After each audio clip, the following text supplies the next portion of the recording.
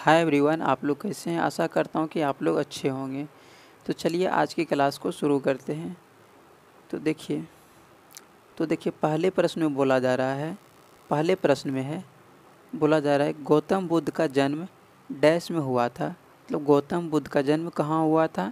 इसका सही आंसर हो जाएगा लुम्बिनी में। गौतम बुद्ध का जन्म लुम्बिनी में हुआ था। बोध गया में क्या हुआ था, तो बोध गया में गौतम बुद्ध को ज्ञान प्राप्ति हुई थी। अब चलिए हम लोग अगले प्रश्न को देख लेते हैं। देखिए अगले प्रश्न में बोला जा रहा है, अगले प्रश्न में है बुद्ध शब्द का तात्पर्य होता है। तो बुद्ध शब्द का तात्पर्य क्या होता है। इसका सही आंसर हो जाएगा एक ज्ञान संपन्न व्यक्ति। बुद्ध शब्द का तात्पर्य एक ज्ञान संपन्न व्यक्ति होता है। अब चलिए हम लोग अगले प्रश्न को देख लेते हैं। देखिए अगले प्रश्न में बोला जा रहा है, अगले प्रश्न में है गौतम बुद्ध की मृत्यु कहाँ हुई थी। तो गौतम बुद्ध की मृत्यु कहाँ हुई थी, इसका सही आंसर हो जाएगा कुशीनगर में। गौतम बुद्ध की मृत्यु कुशीनगर में हुई थी। और जन्म कहाँ हुआ था, तो ये लुम्बिनी में हुआ था। जन्म लुम्बिनी में हुआ था और मृत्यु कुशीनगर में। अब चलिए हम लोग अगले प्रश्न पे चलते हैं। देखिए अगले प्रश्न में बोला जा रहा है, अगले प्रश्न में है बोला जा रहा है गौतम बुद्ध के संबंध में सभी सही हैं सिवाय एक के।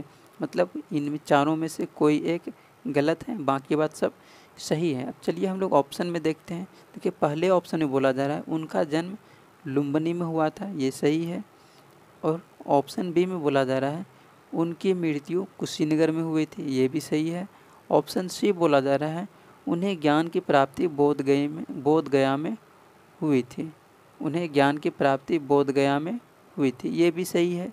ऑप्शन डी में बोला जा रहा है उन्हें ज्ञान की प्राप्ति राजगिरी में हुई थी, तो ये गलत है। इसका सही आंसर हो जाएगा ऑप्शन नंबर डी, उन्हें ज्ञान की प्राप्ति राजगिरी में नहीं हुई थी, बोध गया में हुई थी। अब चलिए हम लोग अगले प्रश्न पे चलते हैं। देखिए अगले प्रश्न में बोला जा रहा है, अगले प्रश्न में है गौतम बुद्ध को कौन सी जगह ब्रह्म ज्ञान प्राप्त हुआ।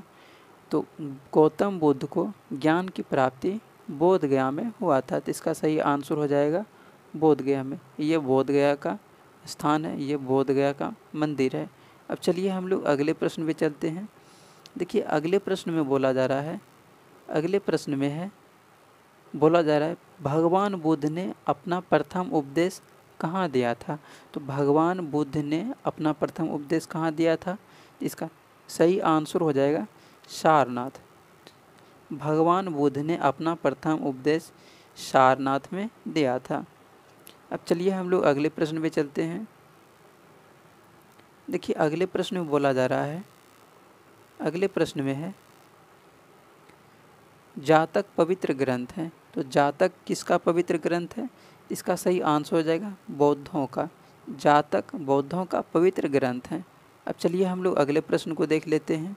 देखिए अगले प्रश्न में बोला जा रहा है, अगले प्रश्न में है बौद्ध धर्म के प्रचार प्रसार के लिए कौन सी भाषा का प्रयोग की गई थी।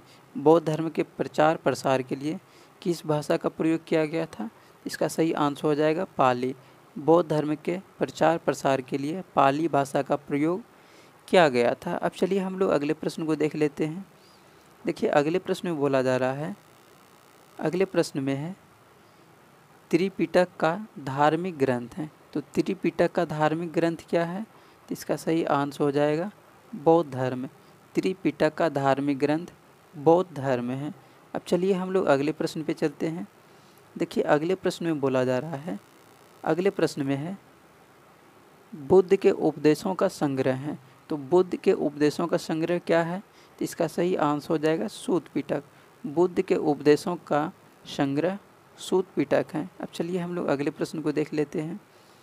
देखिए अगले प्रश्न में बोला जा रहा है, अगले प्रश्न में है निम्नलिखित में से किसमें बौद्ध शिक्षा का वर्णन है। तो बौद्ध शिक्षा का वर्णन किस में किया गया है, तो त्रिपिटक में किया गया है। बौद्ध शिक्षा का वर्णन त्रिपिटक में किया गया है। अब चलिए हम लोग अगले प्रश्न को देख लेते हैं। देखिए अगले प्रश्न में बोला जा रहा है, अगले प्रश्न में है निम्नलिखित में से बुद्ध का समकालीन कौन था। तो इसका सही आंसर हो जाएगा कन्फ्यूशियस। बुद्ध का समकालीन कन्फ्यूशियस थे। अब चलिए हम लोग अगले प्रश्न पे चलते हैं। देखिए अगले प्रश्न में बोला जा रहा है, अगले प्रश्न में है गौतम बुद्ध द्वारा भिक्षुणी संघ की स्थापना कहाँ की गई थी। तो गौतम बुद्ध द्वारा भिक्षुणी संघ की स्थापना कहाँ की गई थी, इसका सही आंसर हो जाएगा कपिलवस्तु में। गौतम बुद्ध द्वारा भिक्षुणी संघ की स्थापना कपिलवस्तु में की गई थी। अब चलिए हम लोग अगले प्रश्न को देख लेते हैं। देखिए अगले प्रश्न में बोला जा रहा है, अगले प्रश्न में है सांची किसकी कला व मूर्ति कला का निरूपण करता है। तो इसका सही आंसर हो जाएगा बौद्ध का। सांची बौद्ध की कला व मूर्ति कला का निरूपण करता है। अब चलिए हम लोग अगले प्रश्न को देख लेते हैं। देखिए अगले प्रश्न में बोला जा रहा है, अगले प्रश्न में है बुद्ध के उपदेशों का मुख्य संबंध था।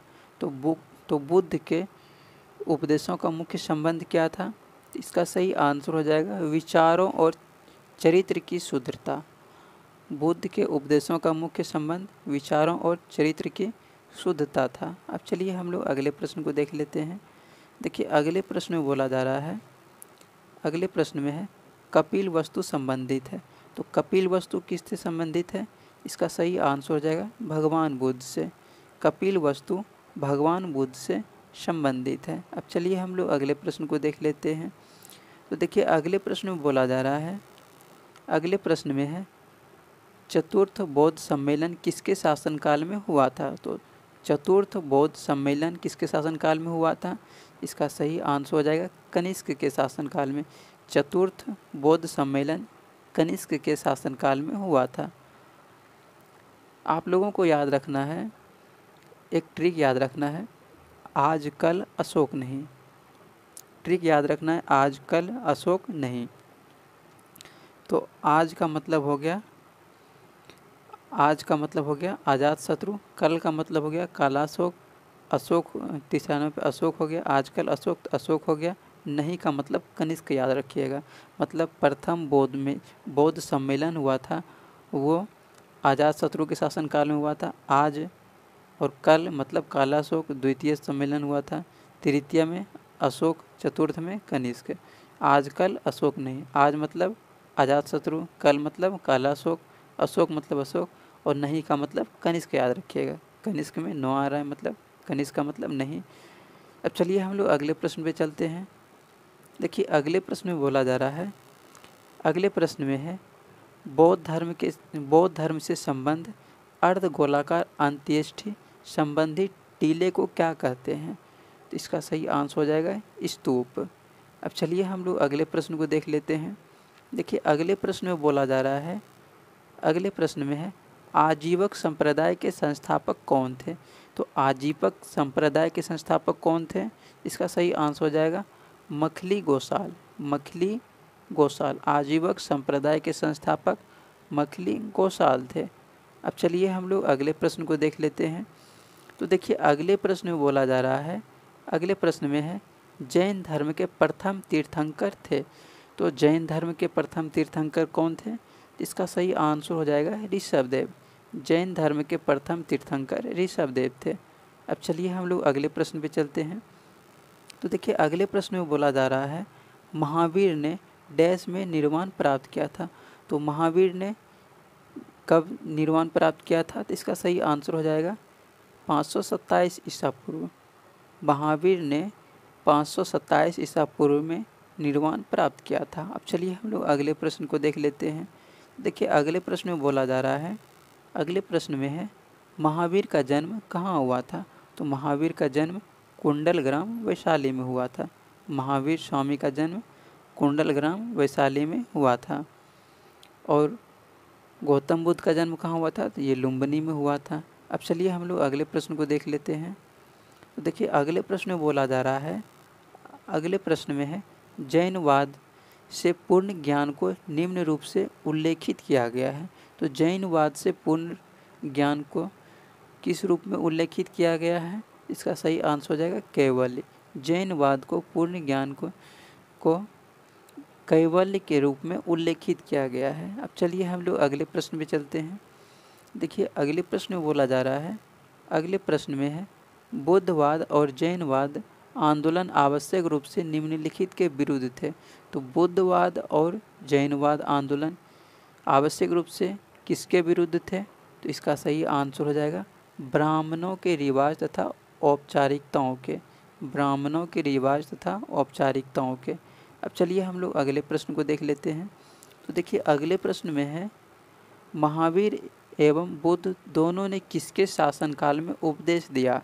तो महावीर एवं बुद्ध दोनों ने बिंबिसार के शासनकाल में उपदेश दिया था। तो इसका सही आंसर हो जाएगा बिंबिसार। महावीर एवं बुद्ध दोनों ने बिंबिसार के शासनकाल में उपदेश दिया था। अब चलिए हम लोग अगले और सबसे लास्ट प्रश्न पे चलते हैं। तो देखिए सबसे लास्ट अंतिम प्रश्न में बोला जा रहा है, निम्नलिखित में से बौद्ध धर्म एवं जैन धर्म के पर्याय हैं। बोला जा रहा है निम्नलिखित में से बौद्ध धर्म एवं जैन धर्म के पर्याय हैं। तो बौद्ध धर्म एवं जैन धर्म के क्या पर्याय हैं? इसका सही आंसर हो जाएगा अहिंसा। बौद्ध धर्म एवं जैन धर्म के पर्याय अहिंसा हैं। तो आज के लिए इतना ही रहने देते हैं। वीडियो पूरा देखने के लिए धन्यवाद।